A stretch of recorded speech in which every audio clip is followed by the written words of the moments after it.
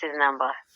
Elə isə başlayaq Allah müəllimə. sizə hər zaman ruzini, bərəkəti başınızdan bol töksün.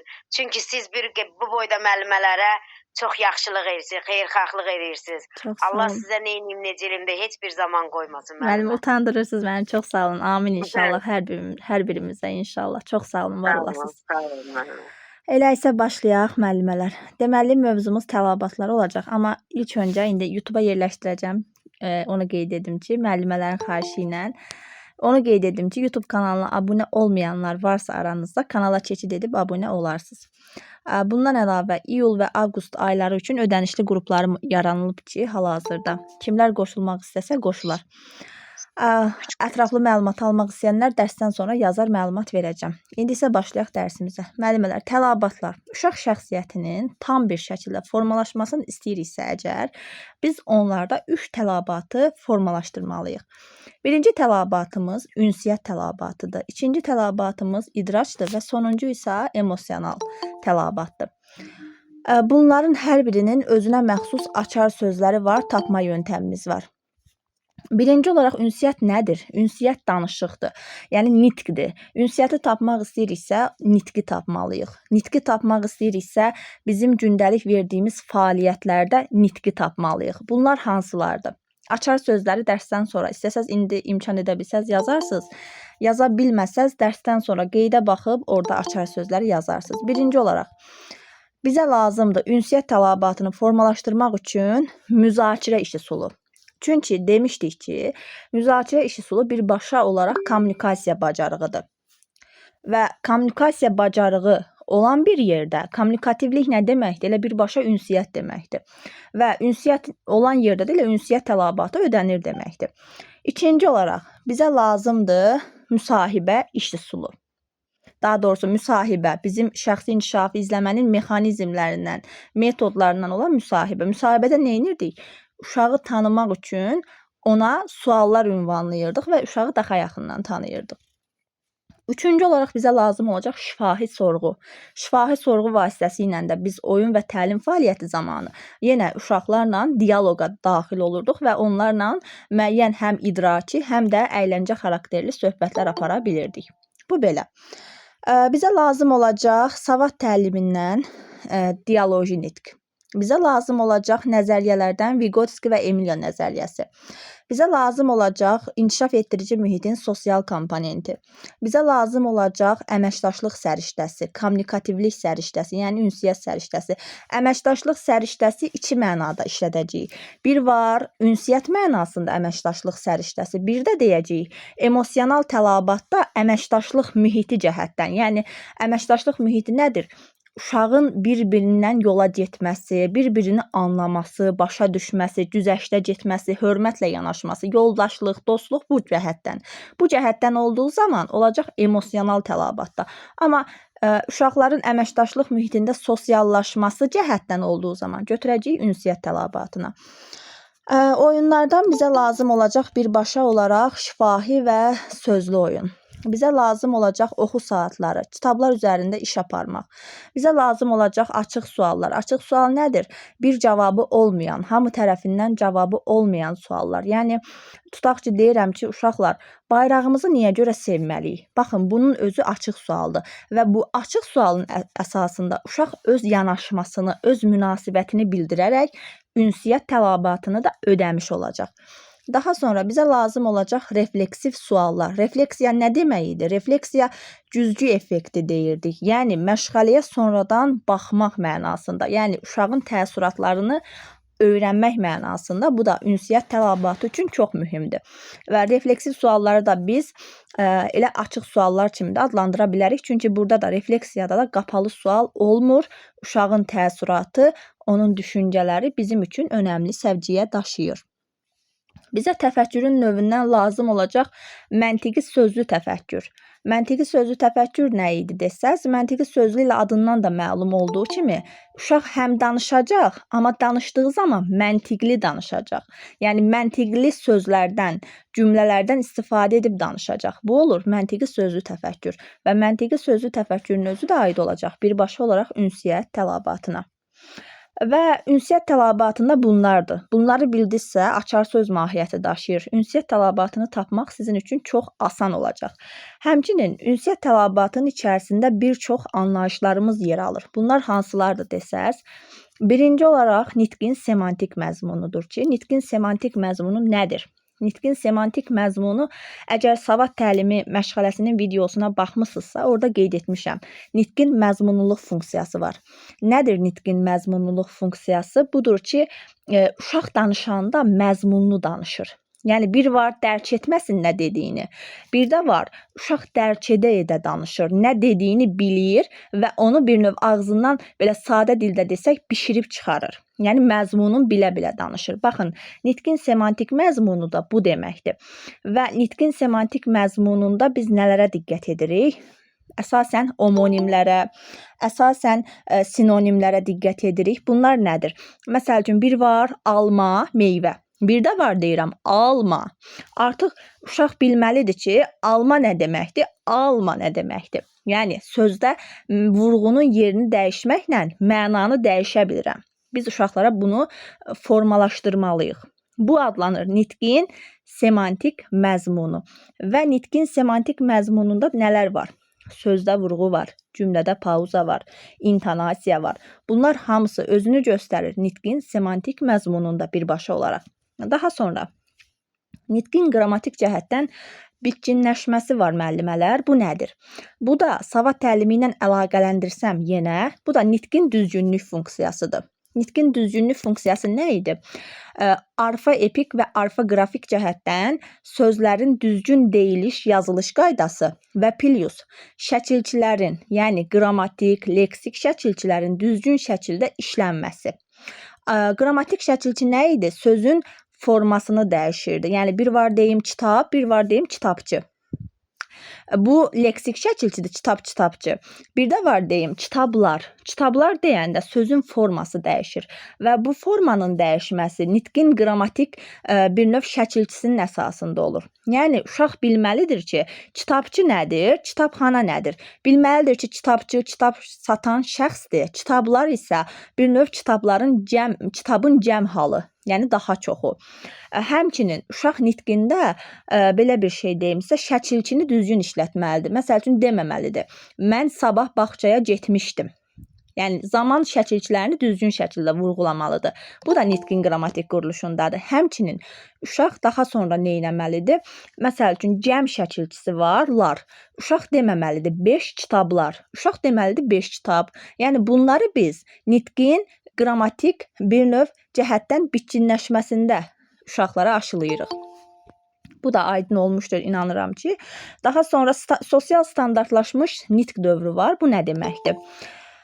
Sosial standartlaşdırılmış nitq dövrü 5-6 yaş dövrünə təsadüf edir və 5-6 yaş dövründə uşaq artıq bir növ həm nitqin qrammatik cəhətdən bitkinləşməsinə təsadüf edir, həm də uşaqda nitqin semantik məzmunu olur. Yəni ikisi birlikdə vəhdət təşkil edərək sosial standartlaşdırılmış nitq dövrünü yaradır. Və sosial standartlaşdırılmış nitq dövründə artıq uşaqda sanki belə deyim, fikirlərini, sözlərini seçərək danışır. Uşaq artıq cümlələrinə diqqət yetirir. Uşaq təhlil edə, dəyərləndirə, tənqidi təfəkkür səriştəsindən bir növ istifadə edə cümlələri seçir və onlardan istifadə edir. Sosial standartlaşdırılmış nə deməkdir? Yəni sosial kütlədir. Standart da yəni bildiyimiz standartlara cavab verən nitq deməkdir. Yəni uşağın nitqi artıq 5-6 yaş dövründə standartlara cavab verir. Bu deməkdir. Sonra nitqin riyazi ölçüləri var. Sevinç müəllimə, çıxa bilərsiniz, bəli. Nitqin riyazi ölçüsü nədir? Nitqin riyazi ölçüsü budur ki, hər yaş qrupunda uşaqların nitqində olan sözlərin miqdarı. Məsəl üçün, biz demişdik ki, 1-2 yaş dövründə uşaqların nitqində 300-ə qədər söz olur. Amma onların bu sözləri, yəni onlar onun mənasını bilmədən sadəcə olaraq mexaniki şəkildə, yəni o sözlər onların lüğət ehtiyatında var. Amma artıq 5-6 yaş dövründə isə uşağın nitqində nəql etmə zamanı, yəni heç bir müdaxilə olmadan 30-dan 60-a qədər uşaq artıq özü sərbəst şəkildə sözləri dərk edərək işlədir.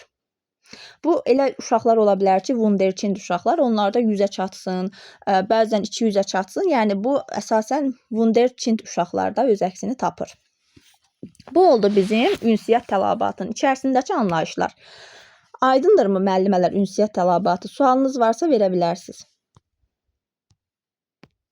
Ünsiyyət tələbatı ilə bağlı sualınız varmı? Bəli. Müəllimə, burada dediniz 1-2 yaşda uşaqların söz ehtiyatı 200 olur. Amma 5-6 yaşda 30-dan 60-a qədər söz istifadə edə bilər. Bu cümlə, yəni cümlə istifadə edə bilər, yoxsa söz? Söz.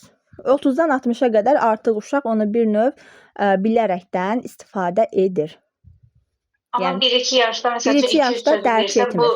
Dərk etmir hələ. Onu sadəcə dərk etmədən sadəcə onun nitqində var onlar. Ona əsasən. Başa düşdüm. Bu belə. Daha sonra keçək indi də biz yaş qrupları üzrə ünsiyyət tələbatına. Yaş qrupları üzrə ünsiyyət tələbatına nəyə diqqət edirik? Birinci olaraq mən sizə aşılayacağım 2-3 yaş üçün ünsiyyəti. Çünki 2-3 yaşda ünsiyyətlə bir növ uşaqlarda emosional tələbat da çox əlaqəlidir. Niyə görə desəz, bu sırf olaraq ARTİ-nin rəsmi məlumatlarında bu şəkildə qeyd olunur ki, və imtahana düşmə ehtimalı da çox yüksəkdir.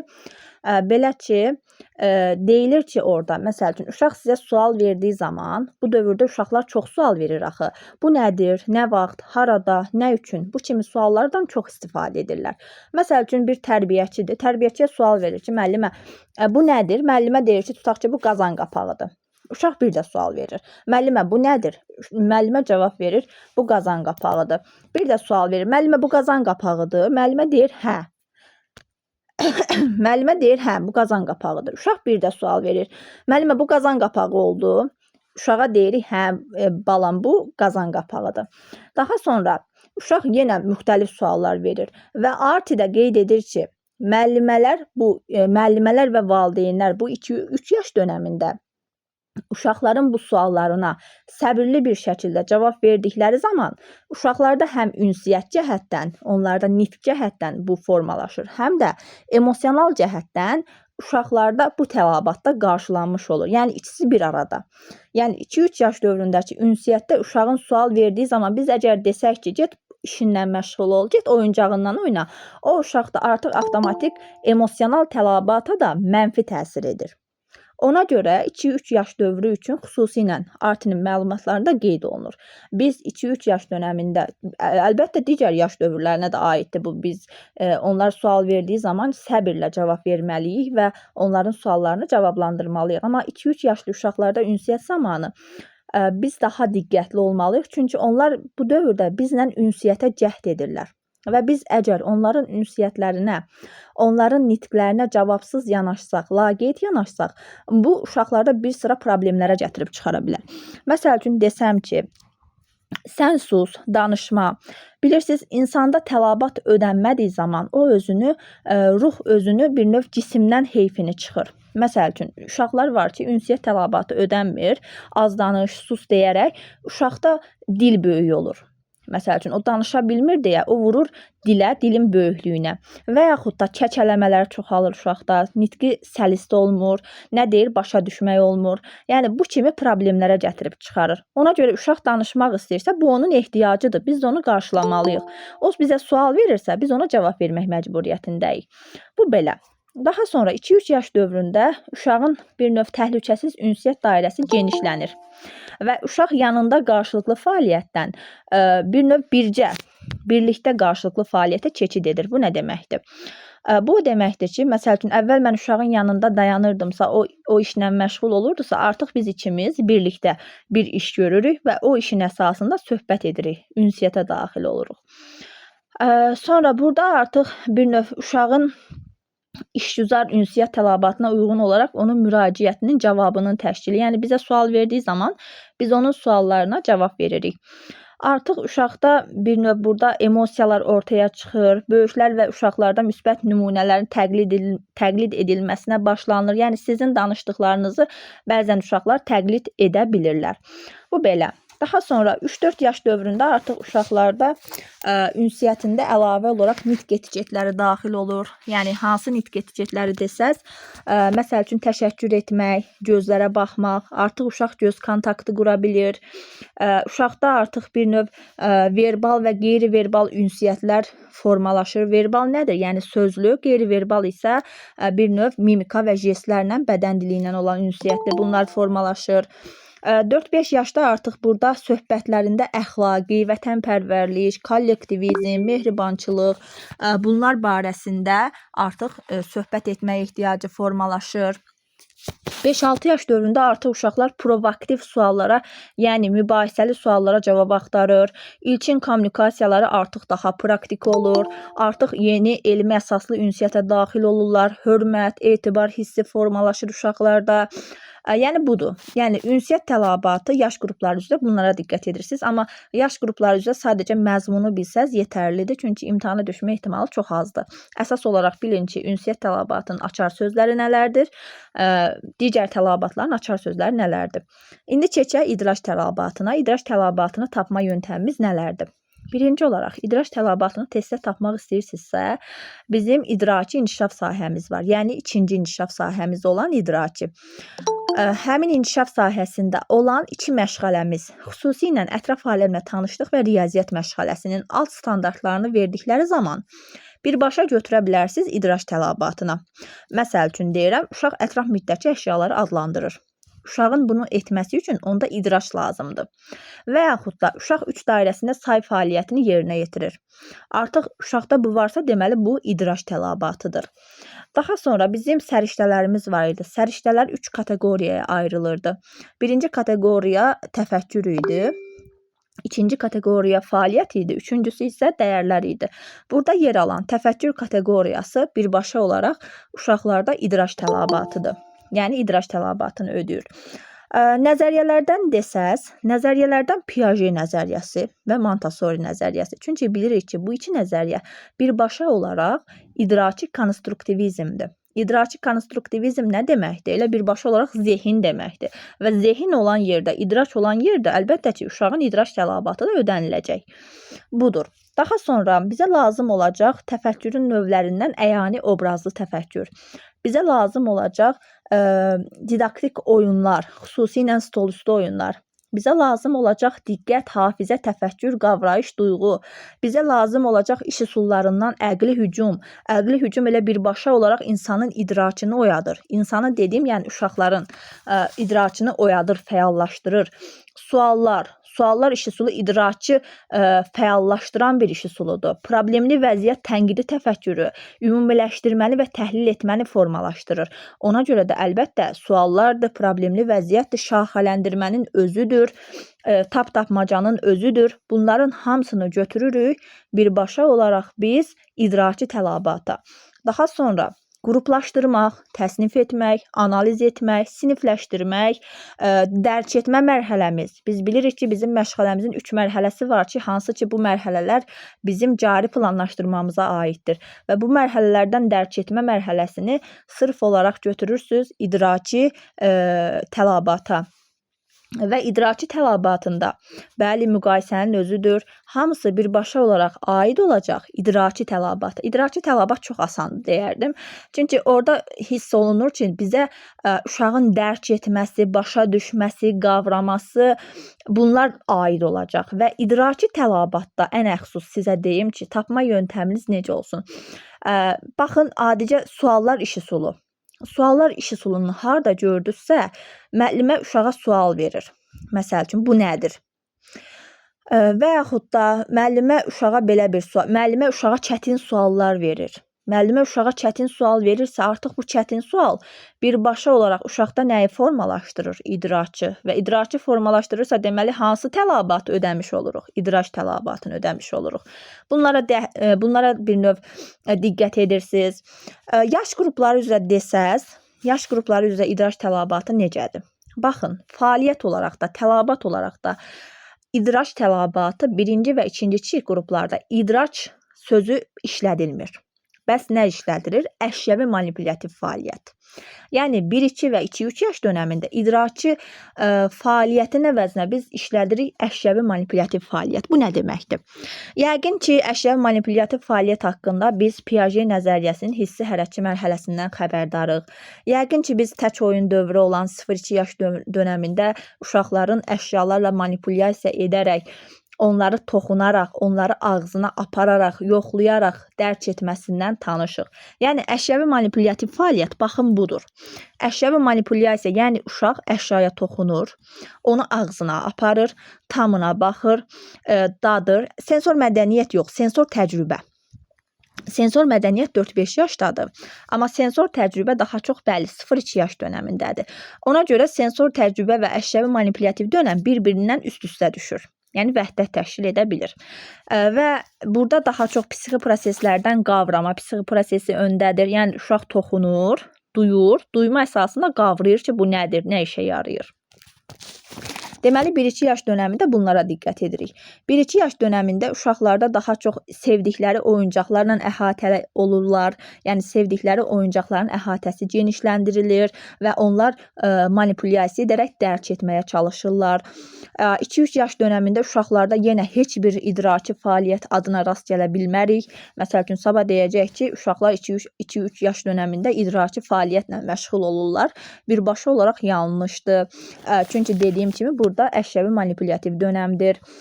Və yenə burada da uşaqlarda qavrama istiqamətində inkişaf etdiririk uşaqları. Belə ki, uşaqlarda qeyri-ixtiyari diqqətdən biz keçiririk onları ixtiyari diqqətə. Bu necə baş verir? Belə baş verir ki, adətən bu yaş dönəmlərində uşaqların maraqları rəngli əşyalara olur. Rəngli. Və biz də nə edirik? Artıq yavaş-yavaş onların bu qeyri-ixtiyari diqqətini keçiririk yavaş-yavaş rəngsiz əşyalara. Yəni, əşyanın belə funksiyasına uşaq baxsın, tanısın, adlandırsın, yavaş-yavaş ixtiyari diqqətə keçək. Buna diqqət edirik.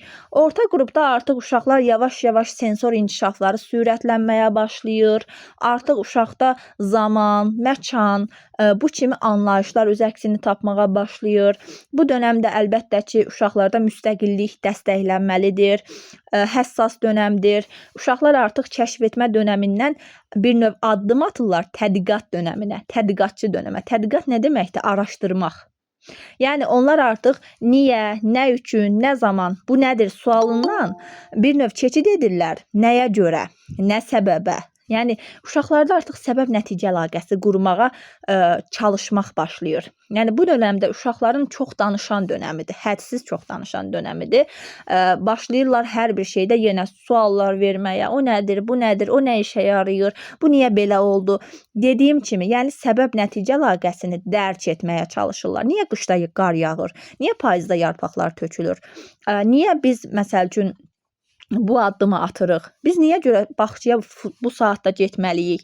Niyə görə gecə qaranlıq düşür? Yəni, belə suallar verərək onlar tədqiqat edirlər. Tədqiqat nə deməkdir? Araşdırırlar, bilmək istəyirlər, səbəbi nədir, nəticəsi nədir, öyrənmək istəyirlər. Və bu dönəmdə uşaqlarda artıq əməkdaşlıq da formalaşır. Əməkdaşlıq nədir? Əməkdaşlıq bircə məqsədə xidmət etməkdir, bir problemi həll etməkdir birlikdə. Və əməkdaşlıq hansı yaş qrupundan etibarən formalaşır desək, əlbəttə ki, 3-4 yaş dönəmindən etibarən formalaşır. Müəllimə, bağışlayın sözünüzü kəsəm. Burada dediniz ki, yəni uşaqların ən çox sual verən dönəmidir də. Yəni onu yaşlara görə versələr, biz onu indi 3-4 götürməliyik, yoxsa 2-3 yaş götürməliyik? Belə deyim, müəllimə, sualın baxır suala. Məsəl üçün, uşaq 2-3 yaş dönəmində bu nədir? Nə vaxt, harada, nə üçün sualları verir? Baxın, bu sualları görsəz, götürürsünüz 2-3 yaşa. Bu suallar 2-3 yaşdadır. Amma desək ki, məsəl üçün, nəyə görə, niyə belə olur, artıq səbəb-nəticə əlaqəsini qurmaq üçün suallar versə, onu götürürsünüz orta qrupa. Yəni, səbəb-nəticə özünüz aydın görəcəksiniz. Yəni, uşaq artıq səbəbini, yəni belə, bu cür suallar veriləndə götürürsünüz orta qrupa. Müəllimə, orada 1-2-2-3 yaşda dediniz ki, idraki fəaliyyətə aid nəsə verirsə, onu götürmək düzgün olmaz da. Məsəl üçün, uşaq nəyisə indi sensor tərbiyə məşqlərində ona aid nəyinəsə məşğuldur, hər hansı bir fəaliyyətlə məşğuldur. Biz onda yəni idraç yox, qavrayış götürə bilərik. Bəli, o 2-3 yaş dönəmində qavrayış. Əgər məsəl üçün tələbat kimi versə, idraç tələbatını götürür əlbəttə. Amma məsəl üçün psixi proses kimi versə, qavramadır. Duyğu və qavramadır. Başa düşdünüz? Yəni amma sizdən tələbat kimi soruşarsa, onda idraç tələbatı götürürsünüz. Bu belə. Daha sonra artıq böyük qrupda uşaqlarda bir növ mühakimələr başlayır. Yəni analogiyalar, müqayisələr, ziddiyyətlər. Uşaq artıq müqayisə etməyə başlayır, analogiya yürütməyə, analiz etməyə başlayır. Artıq uşaqda diqqətin davamlılığı yaranır. Yəni konsentrasiya ola bilər. Konsentrasiya nədir? Yəni bir işə uzunmüddətli şəkildə məşğul olmağa hələ başlayır, bünövrə qoyulur. Demirəm, tam olaraq formalaşıb. Xeyr, artıq çalışır. Artıq diqqətin davamlılığı formalaşmağa başlayır. Uşaq artıq bir növ tədqiqatının nəticəsinə sevinir. Problemlərin həlli üçün rahatlıqla tədqiqat aparmağa başlayır. Bunlar böyük qrupdadır. Yəni 4-5 yaş qrupunda. Artıq məktəbə hazırlıq qrupunda uşaqlarda uzunmüddətli yadda saxlama var. Uşaqda artıq sensor etalon var. Sensor etalon nə idi? Buna da aydınlıq gətirim. Sensor etalon bir növ belə deyim sizə. Məsəl üçün uşaq var ki, 5-6 yaş dönəmində artıq uşaqlar görmədikləri bir şey haqqında belə danışa bilirlər. Bəli, uzun müddətli bir prosesdir. Məsəl üçün deyirəm ki, uşaqlar, o nədir ki, onun rəngi sarı və dadı turşdur. Uşaq onu görməsə də, artıq onu dadmasa da bilir ki, bu limondur. Və deyir limon. Deməli, bu uşaqda nə baş verib? Sensor etalon. Etalon nədir? Yəni, hamı tərəfindən qəbul edilmiş bir, belə deyim də, təsəvvür. Yəni, artıq bu hamı tərəfindən qəbul edib. Zamandır, məkandır, rəngdir. Bunlar hamısı etalondur. Məsəl üçün, uşaq artıq bilir ki, almanın 3 rəngi var. Sarı, qırmızı, yaşıl. Artıq uşaqda rəng etalonu formalaşıb. Uşaq artıq gözü bağlı şəkildə bir əşyaya toxunduğu zaman bilir ki, bu əşya bərkdir, yumşaqdır, adlandıra bilir. Nəyə görə? Artıq görməsə də, dadmasa da, bir növ ona toxunmasa da uşaqda sensor etalon var. Sensor etalon sayəsində uşaq onu deyə bilir, dilə gətirə bilir. Bu da olur məktəbə hazırlıq dönəmində. Həmçinin bu yaş dönəmində artıq uşaqlar məntiqi, mühakimə yaranır. Əşyanın mövcud olmadığı dönəmdə belə əlaməti, keyfiyyəti haqqında danışması üçün şərait yaradır. Yəni bu dövrdə uşaqlarda daha çətin, daha mürəkkəb idraki fəaliyyətlər öz əksini tapır. Bu da oldu bizim idraç tələbatımız. Sualınız varmı idraç tələbatından, yoxsa emosional tələbata keçid edim? Var sualınız? Emosional tələbata keçid edirəm o zaman. Emosional tələbat da çox çox mühümdür məktəbə qədər dönəmdə. Təsəvvür edin, özünüzdən götürün. İmtahana hazırlaşırsınız. Biri çıxıb sizə desə ki, səndə heç nə alınmayacaq, sən heç nəyi bacara bilməyəcəksən, istədiyin nəticəni göstərməyəcəksən, necə olarsınız? Avtomatik şəkildə psixologiyanız mənfi təsirlənər. Bu ki, qaldı hələ uşaqlıq dönəminə. Yəni, uşaqlıq dönəmində də emosional tələbat uşaqların bir növ bizim uşaqların məktəbə hazırlıq dönəmindəki emosional iradi hazırlıqla əlaqələndirə bilərik. Emosional tələbat odur ki, uşaq emosiyalarını bir növ tənzimləyə bilir. Bir növ reaksiyalar, bir növ refleks, bir növ uşağın şəxsiyyət olaraq qrupda qəbul olunması, sosiometriyası. Sosiometriya nədir? Soso kütlə deməkdir, metr ölçü deməkdir. Yəni, uşağın qrup içərisindəki o ölçüsü, çəkisi, statusu. Bu adlanır sosiometriya. Yəni, uşağın qrup daxili mövqeyi. Uşaq qrupda nə dərəcədə sevilir, sayılır, bir şəxsiyyət kimi, bir subyekt kimi hörmət olunurmu, olunmurmu? Budur.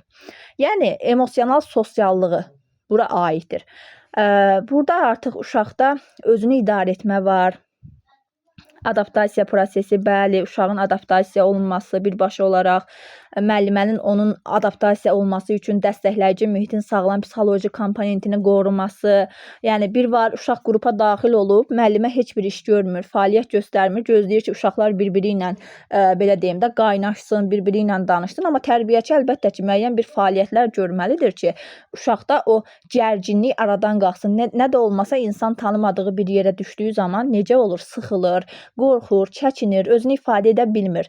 Bunun üçün də yük düşür müəlliməyə. Müəllimə elə bir şəkildə qrupu idarə etməlidir ki, uşaqlarda o emosional tələbatı düzgün şəkildə tarazlaya bilsin. Yəni bir növ onları idarə etməyi bacarsın. Və emosional tələbatda diqqət edəcəksiniz, açar sözlər nələrdir? Emosional tələbatın açar sözləri birinci olaraq əməkdaşlıq mühiti dedim. Əməkdaşlıq mühiti dediyim zaman bayaq da dedim, bir var ünsiyyət mənasında, bir də var bizim emosional tələbat mənasında. Emosional tələbat mənasında artıq burada dostluq, yoldaşlıq mənasında qeyd edirik. Burada yenə sosial mühit qurulmalıdır. Amma sosial mühit necə qurulmalıdır? Uşaqların bir-birinə qarşı doğru münasibəti. Və biz burada uşaqların emosional tələbatını ödəmək istəyiriksə, onlara doğru şəkildə rəy verməliyik. Çünki mən uşağa doğru şəkildə, yəni bir var destruktiv rəy, bir var konstruktiv rəy. Mən uşağa konstruktiv rəy verməsəm, o uşağın emosional tələbatın, emosional iradi hazırlığın, emosionallığın bir növ pozmuş olacam. Ona görə də nə etməliyəm? Uşağa düzgün rəy verməliyəm. Uşağa doğru gözləntilər qurmalıyam. Dəstəkləyici mühiti qorumalıyam. Uşaqda bir növ özünün nəzarəti, özünü idarə etməni, özünü dərk etməni, özünü tanımanı, hisslərini tanısın, sevgi nədir, duyğu nədir, qorxmaq nədir, bu kimi bütün duyğuları tanıtmaq. Uşağın maraqlarını qarşılamaq. Sevirsən, edək. Sevmirsən, yaxşı, tamam, etməyək. Sən istədiyin fəaliyyətlə məşğul olaq. Daha sonra bizim standartlarımız var idi. 4-cü inkişaf sahəsinin 4.2 və 4.3 əsas standartlarını harda tapdınızsa, birbaşa olaraq emosional tələbatı tapmısınız deməkdir. Bunlara diqqət edirsiniz.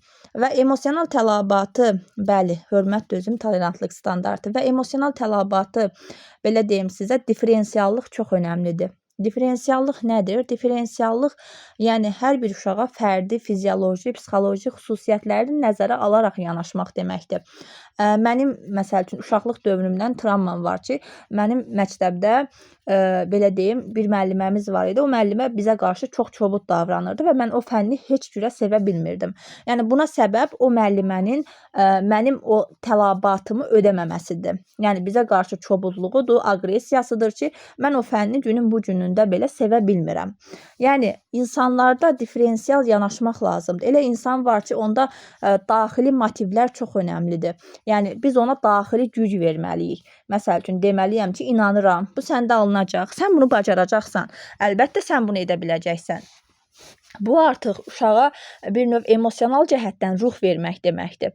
Elə insanda var ki, məsəl üçün, deyirəm ki, sən bunu edə bilməyəcəksən, o inada salır və onu o inadın qarşısında edir. Deyir, indi gör necə edirəm. Məsəl üçün, insanlar müxtəlifdir. Buna görə də biz nə etməliyik? Hər bir uşağın özünə uyğun fəaliyyəti verməliyik və uşaqlarda bunu qarşılamalıyıq emosional cəhətdən.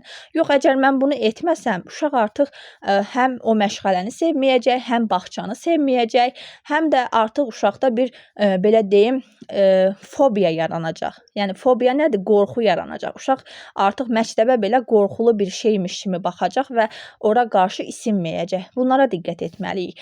Bunlara diqqət edəndən sonra artıq uşaqda bütün tələbat növləri tam şəkildə ödəndiyi zaman uşaq tam bir şəxsiyyət kimi artıq məktəbə hazır bir vəziyyətə gəlib çıxır. Yəni, tələbatlar bunlardır. Bunları bilsəz, rahatlıqla testlərdə tətbiq edə biləcəksiniz. Belə, sualınız varmı? Müəllimə, gəlin belə bir sual verim sizə. Müzakirə iş üsulu ilə əqli hücum iş üsulunu fərqləndirək.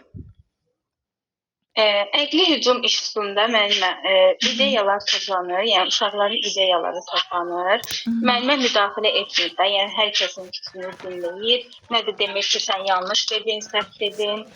Yəni hər kəsin fikri bir yerə toplanır. Axırda yəni müəllim də öz izahını deyir. Amma müzakirə iş üsulunda elədir ki, qarşılıqlı mübadilə şəklində yəni ideyalar toplanır.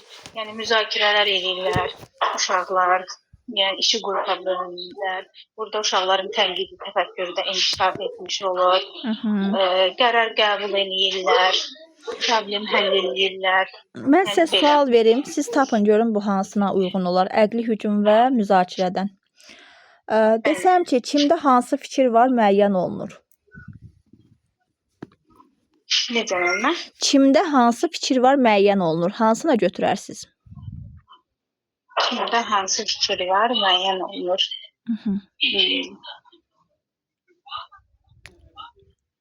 Burada müzakirə olar da. Elə hər ikisi. Elə hər ikisində aiddir. Amma desəm ki, kimdə hansı fikir var müəyyən olunur, amma tənqid olunmur. Əqli hücuma aid deyil müəllim. Elə hər ikisinə, həm müzakirəyə, həm əqli hücuma aiddir.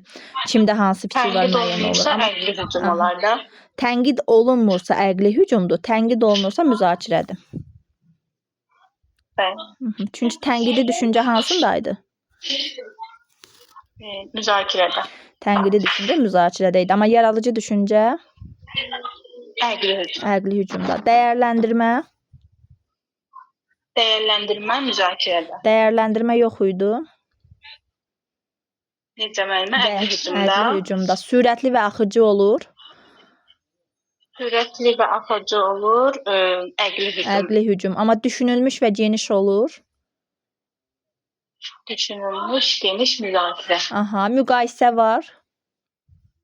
Müqayisə əqli hücumda yoxdur, amma müzakirədə var. Aha, fikir toplamaq. Fikirlər toplanmışsa, əqli hücum.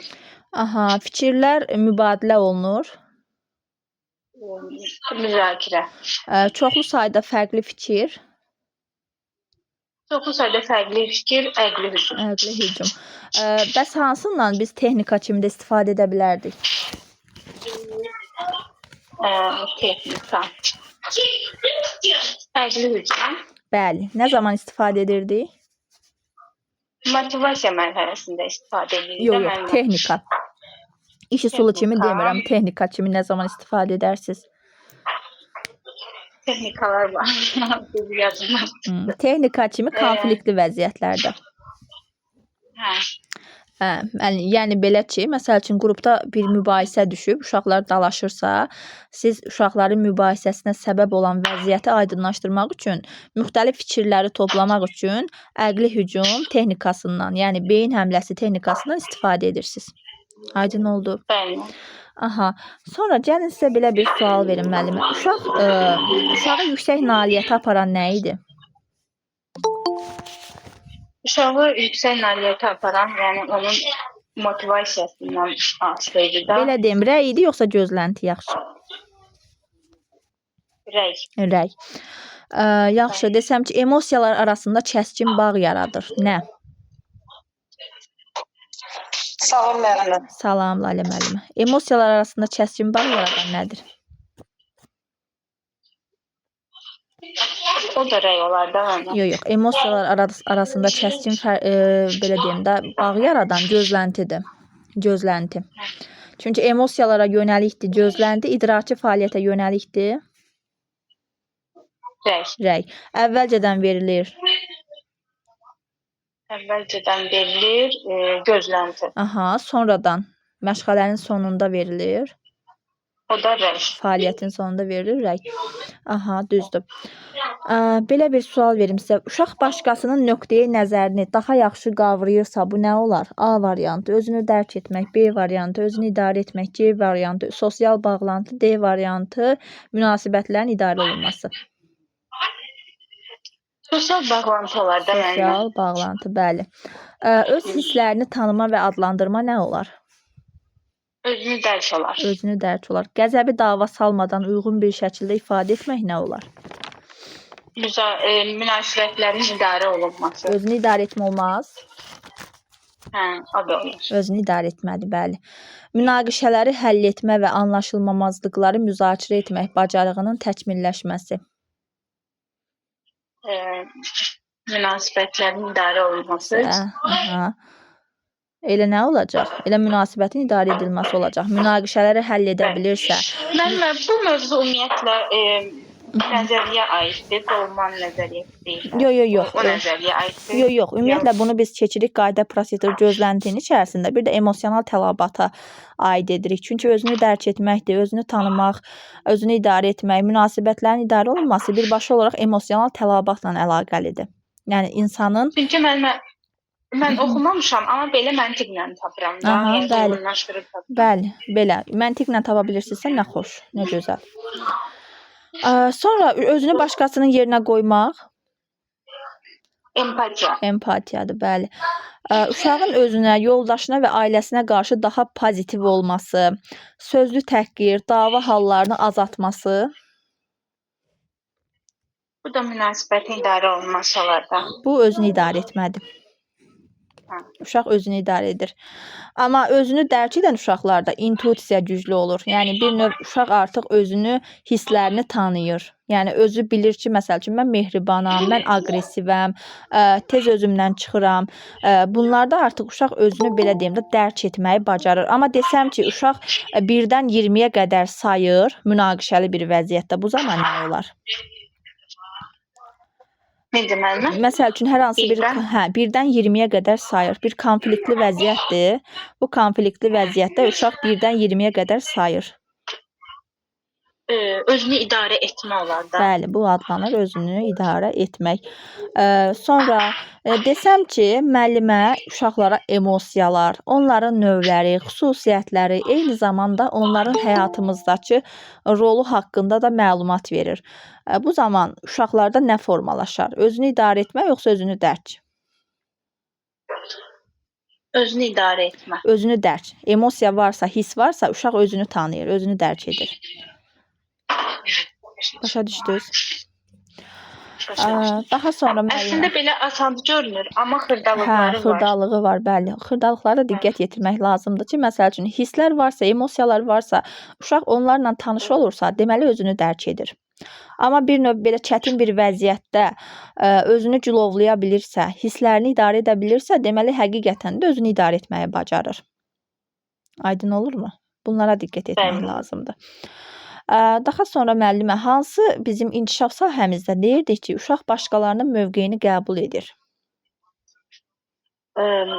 Estetik yaradıcı. Niyə görə elə deyirik ona?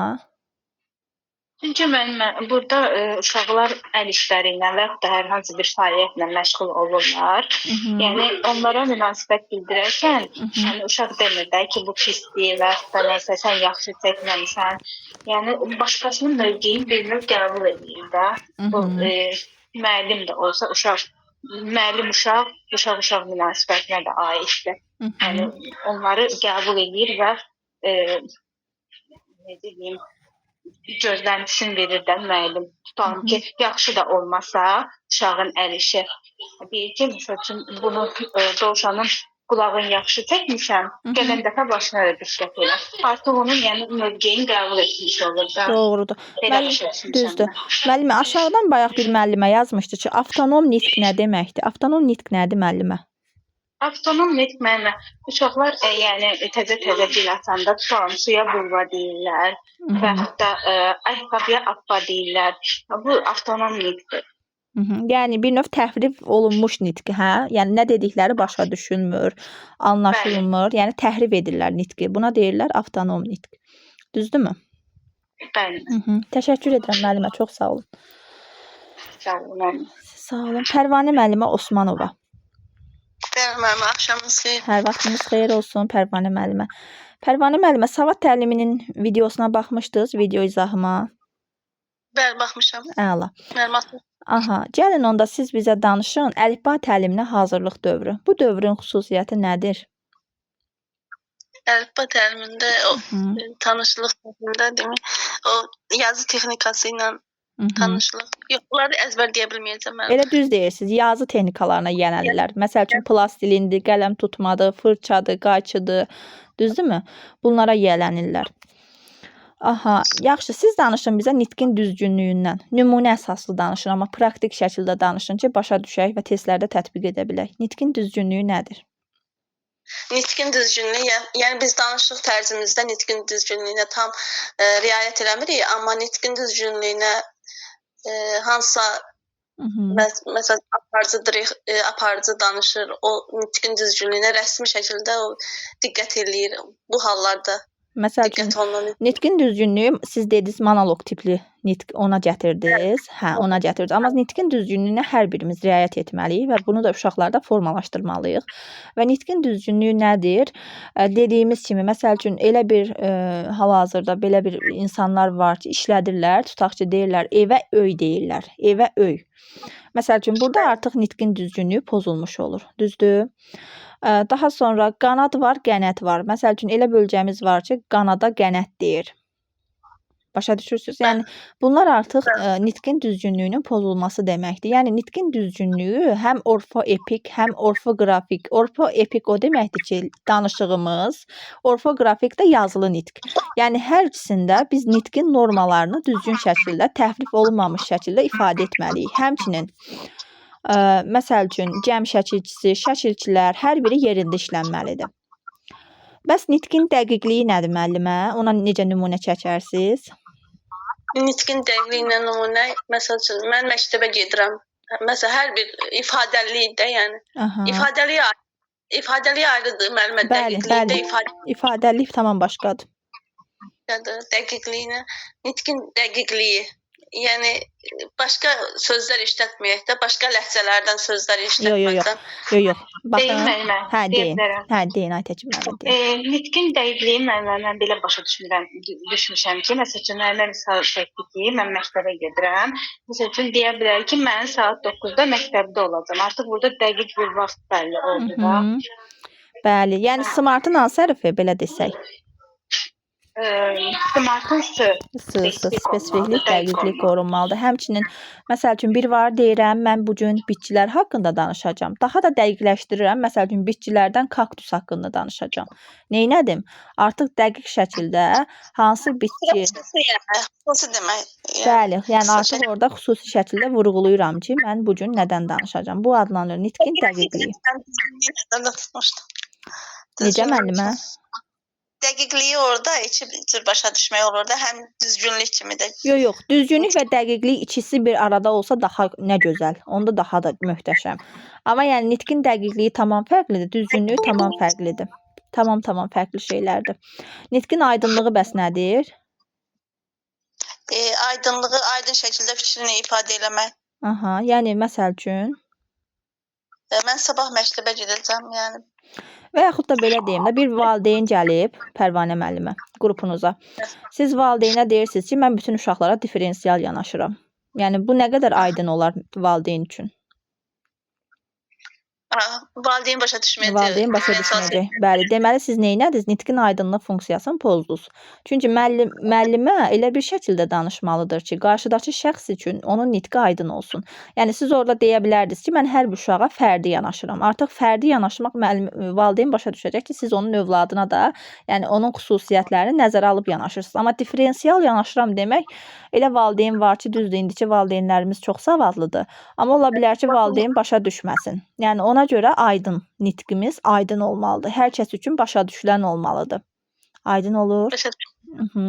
Buna deyirik nitqin aydınlığı. Bəs təmizliyi? Başqa cür adam başa düşür. Bəs təmizliyi nədir?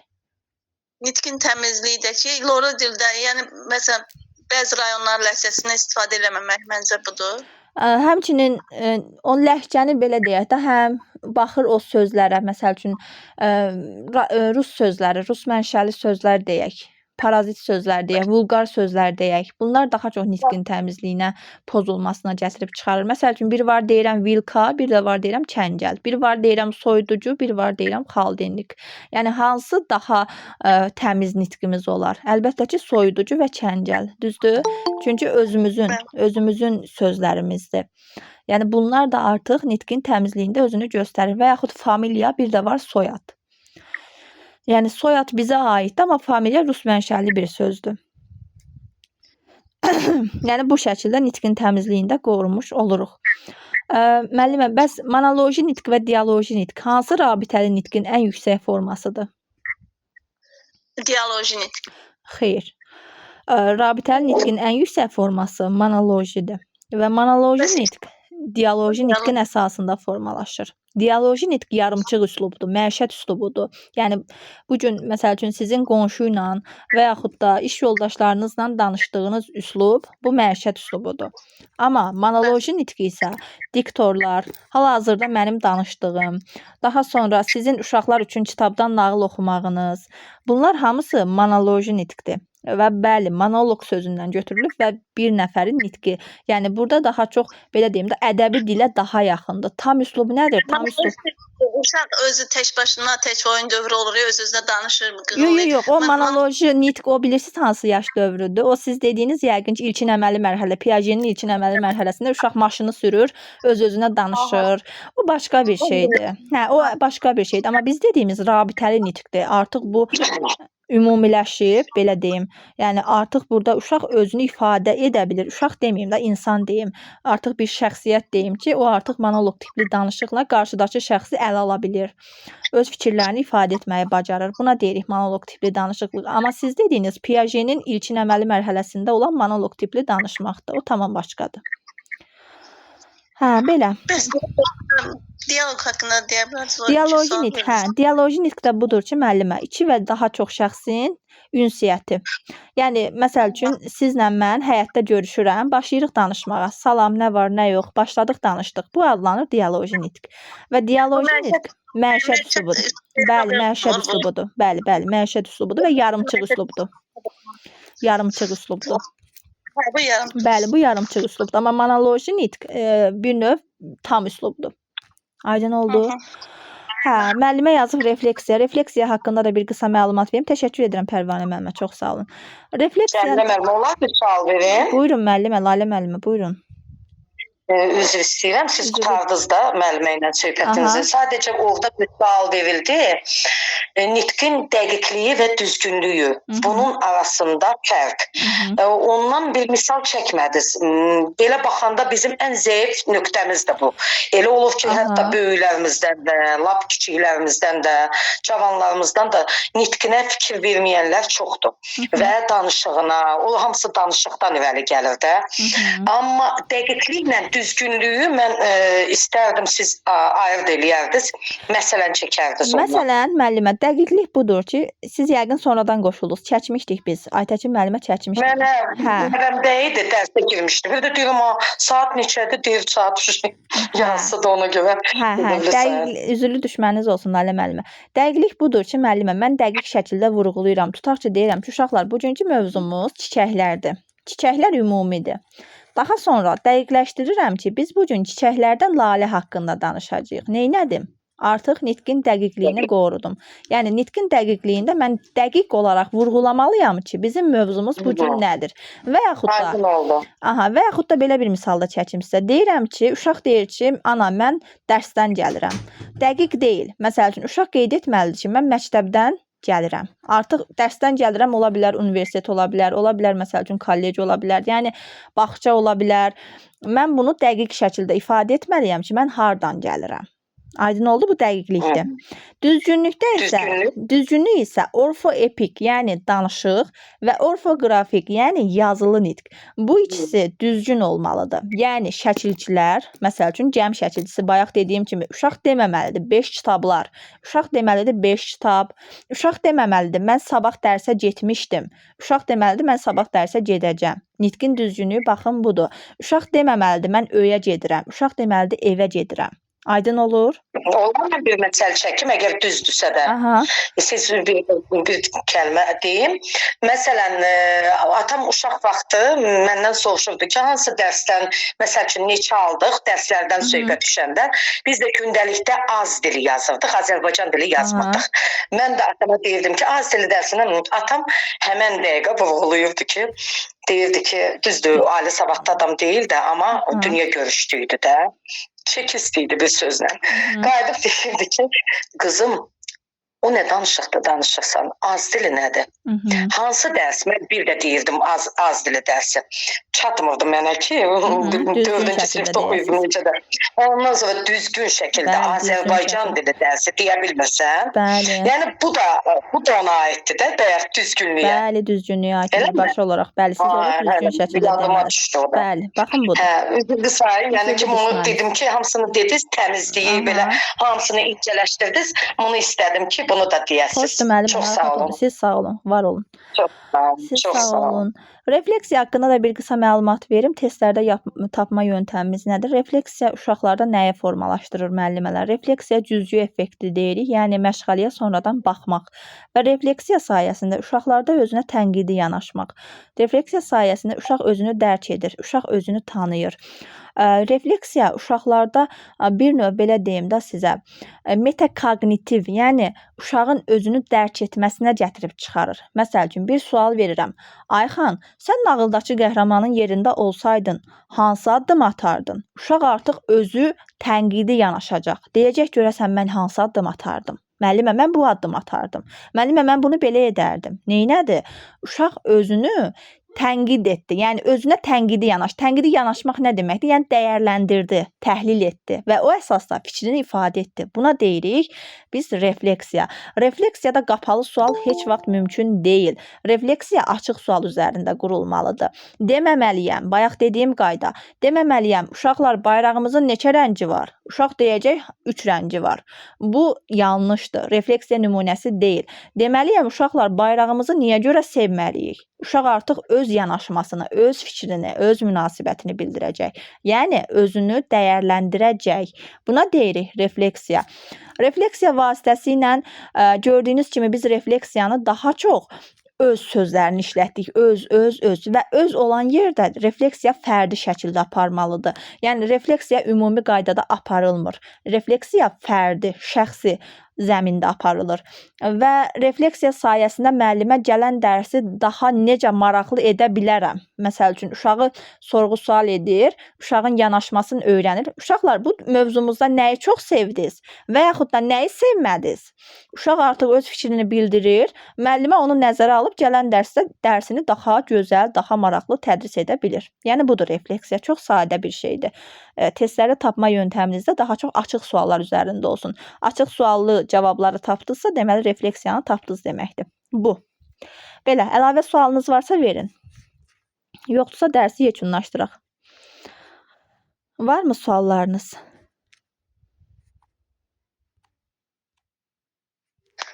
Müəllimə, emosional terapiya assosiativli sual deyərdiniz də, məsələn, sual özünüz izah edərsiniz. Məsəl üçün belə bir şey deyim sizə. Tutaq ki, Ayxan bir qumdan deməyim, qala hazırlayır konstruktorlar vasitəsilə və qala hazırlayarkən sona çatdığı zaman qala birdən-birə uçur. Və uçan zaman uşaq ayağını yerə döyərək başlayır ağlamağa. Deyir, mən edə bilmirəm, bu məndə alınmır, mən bacarmayacağam, ağlaya-ağlaya bunu deyir və oyuncaqları bir-bir atır yerə. Bu zaman uşaqda deməli nə var? Uşaq özünü idarə edə bilmir. Yəni, emosional tələbat uşaqda formalaşmayıb. Və müəllimə burada nə etməlidir? Həm də burada dəstəkləyici mühit var. Yəni, dəstəkləyici mühitdə nədir? Dəstəkləyici mühitin 4 dənə komponenti var. Elə gəldikcə gəlirik ardı. Məsəl üçün, birincisi sağlam infrastrukturdur. İkincisi sağlam maddi texniki bazadır. Üçüncüsü sağlam psixoloji mühitdir. Dördüncüsü də təhlükəsiz təlim şəraitidir. Baxın, dəstəkləyici mühitin burada 3-cü komponenti əsas rola malik olacaq. Sağlam psixoloji mühit. Müəllimə uşağa yaxınlaşıb deməlidir. Ağlama gözəl balam, gəl birlikdə bunu edək. Bax, görəcəksən, biz birlikdə bunu bacaracağıq. Və bunun sayəsində biz həm uşaqda emosional tələbat artırmış oluruq, formalaşdırmış oluruq. Həm də uşaqda dəstəkləyici mühitin sağlam psixoloji komponentini qorumuş oluruq. Və beləliklə uşaq artıq həm emosional cəhətdən özündə güc tapacaq və fəaliyyətə yenidən başlayacaq. Müəllimə də dəstəkləyici mühiti qorumaqla onun emosional tələbatını ödəmiş olacaq. İndi aydın oldu müəllimə. Yəni bu situasiyalarda uşağın özünü idarə etməsidir, özünü dərk etməsidir, özünü tanımasıdır, münasibətləri idarə etməsidir və yaxud da uşaq belə deyim, paylaşmır. Uşaq oyuncağını paylaşmır. Bu birbaşa olaraq artıq uşaqda emosional tələbatın olmaması deməkdir. Yəni uşaq hələ emosional iradi cəhətdən tərbiyə olunmayıb. Və yaxud da məsəl üçün uşaq yıxılır, deyirəm ki, Ayxan, yoldaşına necə kömək edə bilərsən? Məsəl üçün, baxın bu özü ilə emosional tələbatdır. Kömək etmək, yardımlaşmaq, qayğı göstərmək, dostluq, yoldaşlıq, bunlar hamısı özünü göstərir emosional tələbatda. Aydın oldu müəllimə? Bəli, müəllimə, aydındır. Çox sağ olun. Allah. Bir də əks əlaqə sualını da cavablandırım. Əks əlaqə rəy deməkdir. Əks əlaqədə də müəllimə belə bir şey var. Mükafat var, cəza var. Mükafat budur ki, uşaq bir işi görürsə, onu mükafata görə edəcək. Anam mənə məsəl üçün velosiped alacaq. Mənim bütün qiymətlərim 5 olsa, anam mənə velosiped alacaq. Uşaq ona görə oxuyur, mükafata əsasən. Və yaxud da cəza. Məsəl üçün uşaq qorxusundan oxuyur ki, anam məni cəzalandıracaq. Bir də var rəy vermə, əks əlaqə. Mükafat cəzadan üstündür. Rəy vermək isə hər ikisindən üstündür. Belə ki, mən rəy verməklə uşağa səbəb-nəticə əlaqəsini açmış oluram. Deyirəm ki, bax oğlum, sən bu gün tutaq ki, deyirəm belə bir şey deyim. Otağını təmiz saxlamasan, onda sənin oyuncaqların itbat olacaq və sən sabah oyuncaqları tapa bilməyəcəksən. Neynədim? Uşağa edəcəyi işin səbəbini və nəticəsini açdım dedim. Yəni rəy verdim. Sən otağını daha səliqəli şəkildə yığışdırsan, oyuncaqlarını istədiyin zaman tapa biləcəksən. Artıq uşağa mən əks əlaqə qurdum. Ona səbəbini və nəticəsini açıqladıqdan sonra artıq uşaq başa düşür ki, mənim bu hərəkətimin səbəbi nədir, nəticəsi nədir? Yəni bunu artıq uşaq aydınlaşdıra bilir və buna da deyirlər əks əlaqə. Və biz məktəbə qədər dönəmdə uşaqlarda əks əlaqəni destruktiv və konstruktiv olmaqla iki növə ayrılır. Destruktiv budur ki, mənfi, yəni deyirəm ki, tutaq ki, sən yaza bilmədin, bu səndə alınmadı. Və yaxud da deyirəm ki, sən A hərfini heç cürə yaza bilmirsən. Bu nədir? Bu olur artıq mənfi. Bir də var deyirəm ki, sən A hərfini çox gözəl yazmısan, çalış xəttin daxilinə də fikir ver. Görürsüz, əvvəl uşağın müsbəti ilə başlayır. Ümumiyyətlə, müsahibədə də sizə sual verəcəklər. Hər zaman hardan sual verirlərsə, ən əvvəl müsbətdən başlayın. Müsbəti deyin, sonra mənfini deyin. Çünki müəllimə müsbəti deyib, sonra mənfini deyəndə, orada komissiya üzvləri fikirləşir ki, deməli, bu müəllimə bağçada da belədir, valideynlərə qarşı da belədir. Hər yerdə, hər şeydə birinci müsbətdən başlayır, daha sonra mənfini deyir. Buna diqqət edin. Və rəy verərkən də hər zaman birinci uşağın müsbətin, ardıca isə öz iradınızı deməyim, uşağın inkişafı üçün öz fikirlərinizi bildirə bilərsiniz. Məsəl üçün, afərin, çox gözəl şeir danışdın, amma gələn dəfə danışanda, məsəl üçün, intonasiyana diqqət et. Diqqət et. Artıq uşaq həm həvəslənəcək, afərin, həm fəaliyyətin stimullaşdırılması var orada, həm də uşağın bir növ inkişafı üçün də addım atırsınız. Budur. Yəni budur. Əslində çox danışa bilərəm. Sadəcə vaxt cəhətdən biraz qısıtlıdır. İnşallah gələn dəfə ətraflı məlumat verəcəm. Belə. Əlavə sualınız yoxdursa dərsi yekunlaşdırım. Çox sağ olun müəllim. Siz sağ olun. Çox gözəl oldu həqiqətən. Yəni nə vaxt olacaq dərsiniz? İnşallah qeyd edəcəm. Gələn dərsimiz üçün də qeyd edəcəm. Qoşularsınız. Çox sağ olun müəllim. Siz sağ olun, var olun. Çox sağ olun müəllim. Siz sağ olun. Görüşərik inşallah. Sağ olun.